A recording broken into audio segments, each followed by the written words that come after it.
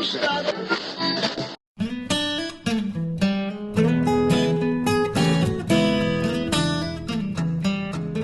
and welcome to Wise About Texas, the Texas History Podcast.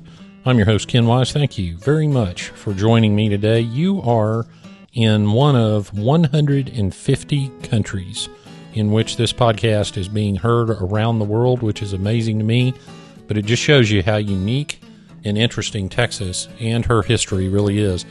This podcast is being released on Palm Sunday, 2021, which is March 28th. It is the 185th anniversary of the Goliad massacre. The actual date was yesterday, March 27th, but today is Palm Sunday, and March 27th, 1836 was Palm Sunday.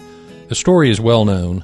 James Fannin and his army surrendered to the Mexican General Urrea after a short battle at Colito Creek. Santa Anna ordered all of the prisoners to be killed. Urrea protested, but was ultimately unsuccessful. Today, I want to feature one of those brave Texas heroes because he left us a glimpse of what life was like for those soldiers. So let's go back to 1836 and get wise about Texas. Like so many Texian veterans, John C. Logan's early life isn't very well recorded. We know he was of Irish descent and was from Louisville, Kentucky. He came to Texas, we think, with the New Orleans Grays. No muster rolls from the Grays exist, but we know that later in his service, he was part of the San Antonio Grays, which were formed from the New Orleans Grays. He started for Texas and was in Washington, Texas, now we call it Washington on the Brazos, in December 1835. And as word of the revolution spread, lots of units were formed in the United States to make their way to Texas and fight for her freedom. And, of course, the promise of some free land for service in the military didn't hurt either. Logan sent a letter in December 1835 to his cousins Louis and Nancy Ziering. He sent the letter from Washington on the Brazos, and it was dated December 19th, 1835.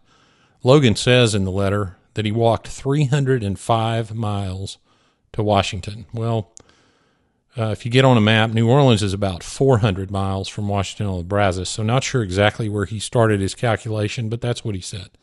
He also says he's got 200 more miles to San Antonio, so his estimates are a little bit off somewhat because San Antonio is not quite 200 miles from Washington on the Brazos, but I'll tell you, I suppose if you're walking through the wilderness, it is close enough. By the date of that letter, Logan and the men had heard of the successful capture of Behar. He notes, and of course that references the siege of Behar in December of 1835. He notes in his letter that Milam was killed in the battle and that Logan and the men expected a 10-day march to San Antonio from Washington. He also says that the next attack will be in, quote, Matamora, which he spells Mattemora, and of course meant Matamoros, Mexico. So you can see how ambitious that army was. Now go back and check out episode 3 of Wise About Texas, and you'll hear about the Battle of Concepcion, and I think you'll understand more why the army was so excited and ambitious in December 1835. Well, like so many did upon seeing Texas for the first time, Logan describes it as, quote, the finest country I have ever seen, close quote. And, you know, there was a letter from Davy Crockett around the same general time, a little bit later, that describes Texas in the same way. Logan in the letter informs his cousins that there are 740 acres coming to him for his service, and that if he's killed, he at least implies in the letter that the cousins should claim that land. But Logan also says, quote, I expect to see old Kentucky yet, close quote. Well, Logan leaves, he makes it to San Antonio, and then he and a group of other men leave in January 1836 as part of the expedition to Matamoros. The plan was to march through Goliad, Refugio, San Patricio, all of which were settled by that time. They on that expedition, ran into Urrea's army, and you can go back and check out episode 36 to learn about the battles of Refugio and the Battle of San Patricio. Well, Logan evidently survived those engagements, if he was present for them, and he ended up making it back to Goliad. So let me do a little brief military recap at this point. The Battle of Concepcion was a great success. That was October 1835. Then the Texians took Behar, now San Antonio, and full of enthusiasm, as reflected in Logan's first letter, they had big plans to attack the interior at Matamoros, and then, of course, there was the Battle of Tampico, which I also did an earlier episode on. But in early 1836, they discovered that it wasn't going to be so easy. Between General Urrea to the south and Santa Anna and his army to the north, the Texians' luck had turned for the worst in 1836, and by February 1836, things were fairly grim. Travis was under siege in the Alamo. Fannin was at Presidio La Bahia near Goliad, unsure of what to do. And Logan found himself with Colonel James Fannin at Presidio La Bahia. And from there, he wrote a letter back home on February 24th, 1836, coincidentally, the same date of Travis's famous victory or death letter from the Alamo. In this letter, Logan describes returning from San Patricio to Goliad. He says that the Army are planning on marching to San Antonio in a few days, which is pretty interesting if Fannin had told them that, because Travis was appealing to Fannin to assist the Alamo. And then, of course, we know later that Fannin did, in fact, take his army out of the Presidio, unfortunately too late. But Logan also says in the letter that for 2 months the men have eaten nothing but beef, with no corn and no flour available anywhere. He complains that the men's clothing was in such poor condition that they were cutting up tent cloth to make pants, or as he puts it in the letter, pantaloons.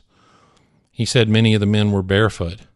He alludes to a supply ship supposedly coming from New Orleans to Copano that had wrecked.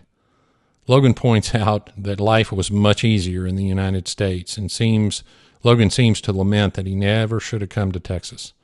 He states that he intended to leave the army, in other words, desert.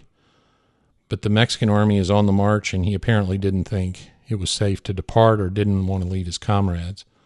He closes the letter stating that the climate of Texas is one of the best he's ever experienced. But then he reveals, quote, "I don't like to live in a frontier country," close quote. Then, at the very end of the letter, right before his signature, he writes simply, "Goodbye."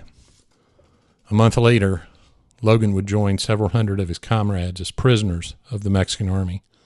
They were crammed into the old church at Presidio La Bahia, which is still there, as it was, largely, when Logan was confined there. On March 27th, 1836, Palm Sunday, the men were marched out of the fort in 3 groups and murdered in cold blood. Remember La Bahia. Now we come to the part of the episode I call Getting There, where I tell you where to see a couple of the places mentioned in the episode. John Logan wrote his first letter from Washington on the Brazos. Washington on the Brazos State Park is located at 23400 Park Road 12, Washington, Texas. That's what you put in your GPS. It's off of State Highway 105 between Navasota and Brenham. And then Presidio La Bahia is located just south of Goliad. So as you come into Goliad, you turn south on Highway 239, and it's just a few miles down there on your left. It is one of the most sacred sites in Texas history, and I encourage everyone to visit. It's been reconstructed, so you will experience the Presidio as it looked at the time of the Goliad massacre. And, of course, the church is still there. It's been standing there since the 1700s, and it's had work done to it, but it is still very much like it was in 1836.